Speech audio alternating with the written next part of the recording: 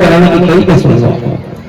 बिल्कुल जागृत अवस्था में होश में रहते बढ़िया से प्रेम के साथ बच्चे टेंशन में कराने कभी कभी पिलाना, और खास करके गुस्सा और क्रोध में तो बच्चे को दूध पिलाना ही नहीं।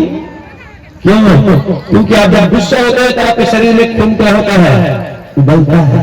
ठीक है, खून में उबाल आता है और उबलते हुए खून विषाक्त हो जाता है, जहर बन जाता है, जहरीला होता है। और ऐसे जहरीला आप पैपाउंड कराओगे, आपका दूध किससे बनता है? तुम्हारे रक्त से दूध में परिवर्तन होता है। तो दूध आपका बच्चे के लिए बहुत ही हानिकारक नुकसानदायक हो जाएगा, तो तुम्हारे जीवन में संकट खड़ा करेगा। इसलिए सावधान रहो। कल्याण का निर्माण कोई सस्ता नहीं है जितना आप समझ बैठे हो। इसलिए आप अच्छी संतान की, अच्छे लोगों की कमी कर रहे हैं। महापुरुष अन्यथा भारत जगत में जहां जाए मांगे बाग में दे ही जला, मांगने से आकाश जल जलता था, बरसात बरसात बरसता था। ऐसे लोग इस धरती में निवास करते थे। 33 कोटि देवी देवताओं को अपने यहाँ लोग रहते थे। आज उसकी कमी आ गई है, उसको फिर से पैदा करना है। कौन पैदा करेगा? भाई विकृति भी हमने पैदा किया। विकृति कौन पैदा किया? हमने पैदा किया कि सब ऊपर वाले ने किया? हमने किया ना। तो संस्कृति भी, सुसंस्कृति भी, अच्छाई भी हम पैदा करेंगे। हमारे हाथ में मित्रों, बिगाड़ा है तो बनाना भी जिम्मेदारी हमारी है। बिगाड़ने की जिम्मेदारी हमने उठाया तो बनाने की भी जिम्मेदारी हमें उठाना पड़ेगा। अभिभावक अपने बच्चों को, माँ बाप अपने बच्चों को यूं लाड़ प्यार भी खूब करें, यूं लाड़ प्यार भी खूब करें। परहीन आचरण चिंतन से, परहीन आचरण चिंतन से बचने को प्रेरित किया। परहीन आचरण चिंतन से बचने को प्रेरित किया। परहीन आचरण चिंतन से बचने को प्रेरित किया। विद्यालय में पढ़कर बच्चे बस ज्ञान किताबी पढ़ाते हैं। विद्यालय में आजकल आप बच्चों को भेजते हैं, वहां कहीं संस्कार का कुछ है? गीता पढ़ाया जाता है, संस्कार के लिए कुछ बताया जाता है? पैसा कैसे कमाना है, जिंदगी को कैसे जीना है, पेट कैसे भरना है, बस यही ज्ञान सिखाई जाती है। वहां करना क्या चाहिए? संस्कार उस विद्यालय में विद्या का केंद्र है। गुरुदेव ने कहा आज शिक्षा दी जा रही है, पर होना क्या चाहिए? शिक्षा ही नहीं, विद्या भी। विद्यालय में पढ़कर बच्चे बस ज्ञान किताबी पढ़ते हैं, किताबी पढ़ते हैं, बस ज्ञान किताबी पढ़ते हैं। अभिभावक ही शुभ लोक नीति, अभिभावक ही शुभ लोक नीतिया लोकाचार सिखाते हैं। अभिभावक ही शुभ लोक नीतिया लोकाचार सिखाते हैं। अभिभावक ही शुभ लोक नीतिया लोकाचार सिखाते हैं। संस्कार जगाने हेतु बहुत, संस्कार जगाने गढ़ने की, संस्कार जगाने गढ़ने की विधि को ही विद्या कहते हैं। विधि ही विद्या कहते हैं, विधि को ही विद्या कहते हैं। लेकिन मानव की गरिमा को बस इसीलिए तो सत्पुरुष सभी विद्या को, इसीलिए सत्पुरुष सभी विद्या को कहते हैं। इसीलिए सत्पुरुष सभी विद्या को कहते हैं। इसीलिए ऋषिगण सदा करते रहे प्रयास, करते रहे प्रयास, करते रहे प्रयास। शिक्षा का विद्या सहित, शिक्षा और संस्कार का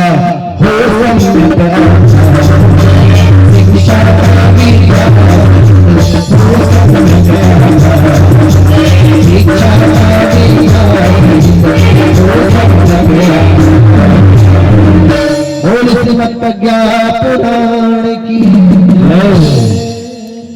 आत्मजन माता बहनों, तो गृहस्थ आश्रम अपने आप में एक विशाल तंत्र है। गृहस्थ आश्रम एक बहुत बड़ा तंत्र है, जैसे लोकतंत्र है ना, ऐसे तुम्हारा परिवार तंत्र है जी, समझ रहे हो। उस परिवार तंत्र के 5 मंत्र है। अब मैं बता देता हूँ लास्ट में समापन की, ठीक है। तो परिवार तंत्र के 5 मंत्र है, मूल मंत्र। जैसे आपके लोकतंत्र के संविधान के मंत्र है कि नहीं है ना मंत्र, वैसे ही तुम्हारे परिवार में कोई तंत्र के भी 5 मंत्र है, जिसको गुरुजी ने लिखे हैं। मेरा नहीं है, मैंने बताया, गुरुजी की है। ईश्वर प्रकाश क्या क्या है, इसको पारिवारिक पंचशील कहते हैं। क्या बोलते हैं? पारिवारिक पंचशील 5 तंत्र है, इसको याद रखिए, नोट कर लो आप लोग। नंबर 1 श्रमशीलता, पहला नंबर का सूत्र है। परिवार को सुदृढ़ और व्यवस्थित करना है तो क्या अपनाना है? श्रमशीलता नंबर 1, ठीक है। और सरकार आपको क्या बना दिया? फोकट में चावल देके, रोजगार गारंटी चला के, श्रमशीलता खत्म हो रहा है, नहीं हो रहा है? और श्रमशीलता अपने आप समाप्त हो रहा है, कोई श्रम नहीं करता है। ये आपको पंडू और बेकार बनाते हुए जा रहे हैं। केवल कुर्सी और ओट के चक्कर में हमें नकारा कर रहे हैं, हमें नलायक बना रहे हैं। हम लायक नहीं, हम नलायक होते हुए जा रहे हैं। याद रखो, चक्कर में मत पड़ो, अपने पुरुषार्थ अपने कायम रखो। नंबर 1 परिवार में श्रमशीलता का सबसे पहला स्थान, श्रमशीलता नंबर 1। दूसरा है मित व्ययता। मित व्ययता, श्रमशीलता मतलब परिवार के प्रत्येक सदस्य को श्रम होना चाहिए, मेहनत कष्ट होना चाहिए, अपने अपने तरफ से पुरुषार्थ करते रहना चाहिए। कोई खाली बैठे नहीं रहना है। जापान क्यों आगे पता है? जापान कितना बड़ा देश है? जापान बहुत भारी देश है क्या? सबसे छोटा देश है जापान। और वहां की प्रगति, वहां के अर्थतंत्र इतना विशाल जबरदस्त है। क्यों? क्योंकि वहां के प्रत्येक नागरिक श्रमशील है। क्या है? श्रमशील है, मेहनत करता है। इसलिए परिवार के प्रत्येक सदस्य को श्रमशील होना है, कोई अकर्मी में नहीं रहे। अगर परिवार का व्यवस्थित आधार हो रहे तो फिर परिवार कभी डगमगा नहीं सकता। दूसरा है मित व्ययता, आय से अधिक खर्च करने वाला। क्या कहा गुरुजी ने? तिरस्कार सहता है, उपहास के पात्र बनता है। समझ रहे हैं ना? इसलिए आय से अधिक खर्च न करें, मित व्ययी बने। कंजूस नहीं कह रहा है, कई लोग कंजूसी करते हैं। धन रखने क्या हो जाता है आदमी? कंजूस। और कंजूस और मित व्ययता में बहुत अंतर है, जमीन आसमान का अंतर याद रखना। मित व्ययी होना बहुत ही एक सद्गुण का लक्षण है, समझ रहे हैं? और कंजूस होना भर्तना किया जाता है समाज में, भर्तना किया जाता है। इसका भर्तना होती है, सम्मान में मिलता, ठीक है। तो मित व्ययी बनो। दूसरा समझ में आ गया? नंबर 1 परीक्षित, नंबर 1 कौन सा सूत्र है? नंबर 2 मित व्ययता, जरूरत के अनुरूप खर्चा करना, आय से अधिक खर्च नहीं करना। समझ में आया? सबको सुन लो, सब नोट कर लो अपने दिमाग में, कोई बात नहीं। तीसरा है शिष्टता। शिष्टता, शिष्टता का मतलब समझते हैं? शिष्टता का मतलब होता है संस्कार से युक्त व्यक्ति। समझ रहे ना? उस घर के लिए व्यक्ति संस्कार से युक्त हो, उसको शिष्टता का बोलने की, चलने की, खाने की, पीने की, रहने की, बसने की, सारे भूषा सब आदमी को दिखाता है कि कितना शिष्ट है। आपकी भाषा से पहचान में आ रहा है कितने शिष्ट हो, आपके लिबास से समझ में आ रहा है, पहनावा से समझ में आ रहा है। पहनावा उठाया आपको होता है ना, आज के शिष्ट होता है पहनावा। अगर शरीर दिख रहा है तो शिष्ट बनो, शिष्टता को अपनाइए, कितना शिष्टता होना चाहिए। और चौथा है सुव्यवस्था। परिवार में पंचशील का चौथा सूत्र क्या है? सुव्यवस्था। हर चीज व्यवस्थित होना चाहिए, अस्त व्यस्त नहीं। यहाँ पड़ा है, वहां पड़ा है, इधर वो कुछ कहाँ कहाँ बिखरा हुआ सब कुछ पड़ा हुआ है, अस्त व्यस्त है। तो व्यक्ति से लेकर संपत्ति तक, समझ लो, व्यक्ति से लेकर संपत्ति तक व्यवस्थित होना चाहिए। सुव्यवस्था, इसका नाम है सुव्यवस्था। और सुव्यवस्था के लिए हमें क्या करना पड़ेगा जानते हो? वो घर तभी सुव्यवस्थित हो सकता है जब वहां के प्रत्येक व्यक्ति सहकारिता होगा। सहकारिता को अपनाएंगे। किसको अपनाएंगे? सहकारिता। सहकारिता का मतलब समझते हैं? एक दूसरे का सहयोग करना, एक दूसरे को साथ देना, समझ रहे हैं ना? भाई भाई को साथ दे, सास बहू को साथ दे, बहू सास को साथ दे, बाप बेटे को साथ दे, सब मिलजुल करके रहे। एक दूसरे के काम को करने की क्षमता नहीं। या कोई मान लो जाए बहू किसी काम से व्यस्त हो गई, कोई चीज पड़ा हुआ सामने, तो घर के कोई भी सदस्य अगर आ रहा है तो ये नहीं कहना कि बहू देखो चीज पड़ा है, तुमने अभी तक ठीक नहीं किया। बिल्कुल नहीं। मेरे घर में जब कुछ काम आ गया तभी पड़ा है, सामान को उठा के चुपचाप आपको जहां है वहां रख देना चाहिए। ठीक है, इसको बोलते हैं सुव्यवस्था। जिसकी जिम्मे का चीज है वो कहीं पड़ा है और आपने देख लिया तो ये मत कहो कि तुमने उस चीज को उठा के ही रखो। नहीं, हम इस घर के सदस्य हैं, हमारा फर्ज है, हमारी जिम्मेदारी है। आज पड़ा है तो हम उठा कर रख दें। अगर वो जो रहा है गलती तब आप उसको बोलिएगा। पर अचानक नहीं हो गया है, पड़ा है, तो हमें उसको संभालना है, हमें संभालना है। ठीक है ना? एक ही जिम्मेदारी पे हमें निर्भर नहीं रहना है। एक ही जिम्मेदारी पर निर्भर रहोगे तो तुम्हारे घर में अव्यवस्था बनेगी। आप कभी सुव्यवस्था नहीं हो सकता। इसको बोलते हैं सहकारिता। इसको सहकारिता कहते हैं। और यह सरकार का हर जगह होना चाहिए। धर्म क्षेत्र में भी, यहाँ समूह में भी, संगठन में भी सहकारिता होना चाहिए। किसी को जिम्मेदारी दे दिया गया कि बेचारा वो नहीं है तो क्या करना चाहिए? काम को छोड़ देना चाहिए। नहीं साहब, वो नहीं तो चलो हम संभालते हैं, हम करते हैं काम। सहकारिता की भावना इतना पारिवारिक पंचशील है कि 5 नियम सूत्र परिवार की व्यवस्था को मजबूत करने का, परिवार तंत्र को सुसंचालित करने का 5 व्यवस्था अगर आपने संभाल लिया, ईमानदारी से रहता है तुम्हारा घर, तो घर नहीं रहेगा, क्या बन जाएगा? आश्रम बन जाएगा, गृहस्थ आश्रम भिन्न हो जाएगा। फिर आनंद आनंद सा संपत्ति है कि जहाँ सुनती संपत्ति नाम, जहाँ विपत्ति जहाँ सुमति, ऐसा सदबुद्धि जहाँ सब निराश हो जाता है, पहले तो परिवार संपत्ति अपने आप आती है, तो बुलाना नहीं पड़ता। समझ रहे हैं ना? तो सामंजस्य स्थापित करें, परिवार में सामंजस्य बनाना अति आवश्यक। एक छोटी सी बात बता दो, छोटी पल विद्युत को चलते हैं, तैयारी करिए आप लोग, बहुत जल्दी करा देंगे।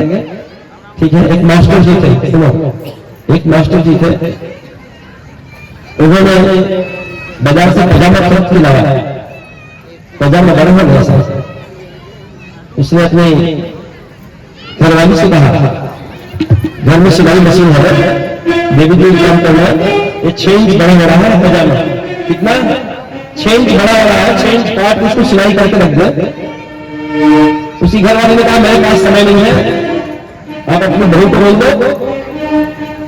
तो उसने अपने बहू से कहा कि बहू एक काम करना बेटा, ये पजामा 6 इंच बड़ा हो रहा है, इसको 6 इंच काट देना और काट के सिलाई करके प्रेस करके रख देना, मैं कल पहन के इसको जाऊंगा।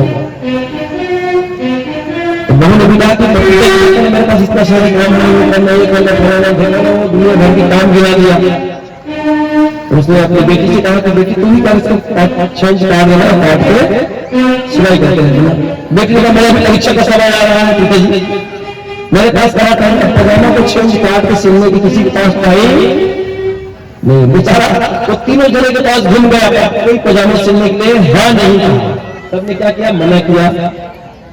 और पीछे क्या है पता है? जैसे मास्टर जी ने अपने स्कूल गया, उसकी घर वाली को काम से फुर्सत मिली, उन्होंने कहा चलो, मास्टर ने काटने के लिए कहा 6 इंच, उन्होंने क्या किया? साथ फुर्सत मिली और 6 इंच काट के काट दिया पजामा और काट के सिलाई करके प्रेस करके रख दिया। उसी जगह पे काम यहाँ पे करना हुआ, मशीन से सिलाई मशीन पर वहीं पर काम दिया। कुछ देर के बाद बहू को समय मिला तो बहू ने कहा पिताजी ने कहा कि नहीं सिलने के काट के 6 इंच। तो उसने भी उस पजामा को निकाला, चेंज काट दिया था और काट के फिर सिलाई करके अब बेटी स्कूल से आ जाए। उसके बाद पिताजी ने कहा था मैंने मना कर दिया, एक तो चल उसने भी निकाला पजामा को चेंज काट के और बताना पजामा की चड्डी है क्या बचा जगह से मुड़ गया पजामा को, चलो भैया क्यों नहीं सिलाया, मैं ही काट के सिलूंगा। स्कूल से आके जब जाकर देखता तो दिन पजामा ही गाया गया। कहा जब हंसाई होती है याद रखना सीखे उपेक्षा करना जब हंसाई होती है, इसलिए सामंजस्य खुशहाली आनंद आता है। मनुष्य का जीवन तनाव और टेंशन में जीने के लिए नहीं है जी। गुरु जी ने क्या कहा बेटा मुस्कुराते रहे, क्या कहा है मुस्कुराने का नाम जीवन है। रोने का नाम जीवन नहीं है, तनाव और डिप्रेशन में रहने का नाम जीवन नहीं है। मनुष्य जीवन मिला हंसने के लिए मिला है। कुत्ता को कभी हंसते हुए देखा है? किसी पशु पक्षी को हंसते हुए देखा है? अरे मनुष्य तुझे सिर्फ ये जीवन मिला है तो हंसने के लिए मिला है, तो हंस। तो अपने हाथ से जीवन भर की हमेशा खड़ा कर लेना है, रोते रहता है, जीवन भर रोता है और रोने के लिए नहीं। मनुष्य जीवन पा करके नहीं हंसा तो कब हंसेगा मेरा भाई बहनों।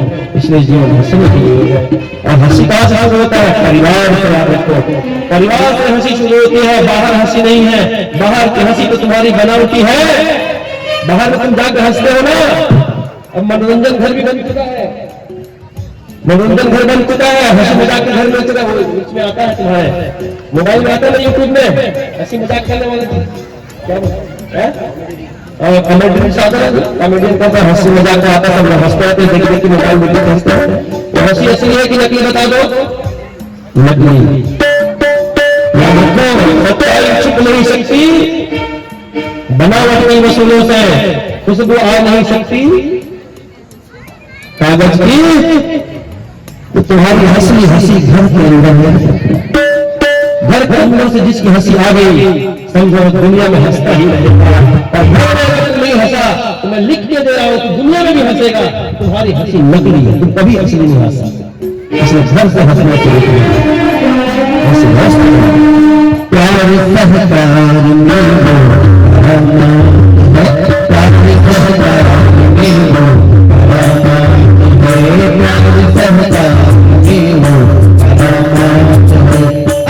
परिवार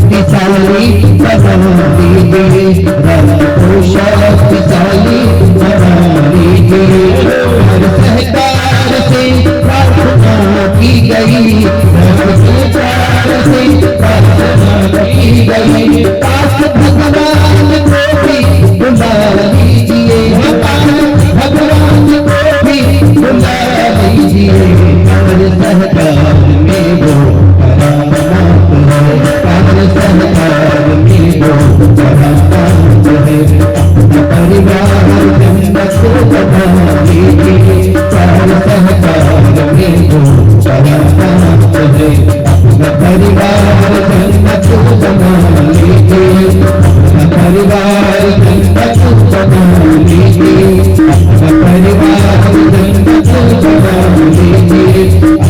परिवार जन्नत बनाए, प्यार सहकार में वो करामात है। बोल श्रीमद् प्रज्ञा पुराण की जय हो। संध्या रवि ने कहा, संध्या रवि ने कहा, मेरा काम करेगा कौन, सुनकर निरुत्तर जग रह गए मौन। तब एक छोटी सी लंबी सी दीपक ने आकर के कहा कि हे भगवान, जितना हो सकेगा मैं करूंगा। क्या कहा? जितना हो सकेगा मैं करूंगा। एक नन्हे से दीपक, और रात भर जब तक उसमें तेज और बाती रहा मेरे मित्रों, टिमटिमाते रहा। घोर तमिश्रा में इसने हिम्मत नहीं हारा। याद रखो, दीप यज्ञ उसी के लिए हो रहा है। ये छोटे छोटे जो दिख रहे हैं, ये आदमी दीपक नुमा है जी, समझ रहे ना।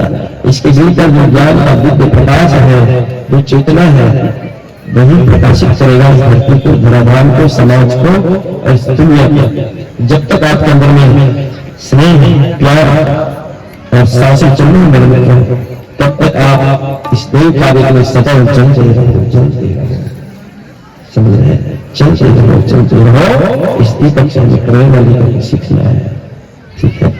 दीप यज्ञ में नहीं कहा कि दीपक जैसे जलना सीखो, दीपक जैसे हिम्मत रखना सीखो, दीपक जैसे ऊपर उठना सीखो। ठीक है? दीपक कभी नीचे झुकता है, ऊपर जाता है। ठीक है? और जितना तुम्हें पुरुषार्थ है, जितने तुम्हारे पुरुषार्थ है, उस पुरुषार्थ को तिल तिल करके लोक मंगल के लिए लगाना सीखो। अपने पास कुछ रखता है, बत्ती भी बचता है, तेल खत्म हो जाता है, बत्ती को भी जलाकर जाकर कर देता है, बचाता है। ऐसे ये जीवन हमें पुरुषार्थ के लिए, परमार्थ के लिए, लोक मंगल के लिए मिला है जी। याद रखो, स्वार्थ मनुष्य के स्वार्थ के लिए, परमात्मा कारण जीवन है, वास्तविक में मनुष्य का सही जीवन है। और उसी में आनंद, उसी में उमंग है, उसी में उल्लास है। वही जीवन हंसता है जो परमात्मा परायण जीता है। बाकी अपने लिए तो पशु पक्षी भी जीता है मेरे मित्रों। क्यों? दुनिया में भगवान ने बनाया, पशु पक्षी भी अपने लिए जीता है। और तो मनुष्य होकर भी अपने लिए जीता है, तो कौन से बड़े बहुत बड़ा काम कर लिया। क्या अर्थ है तुम्हारा और इसके में जीने में?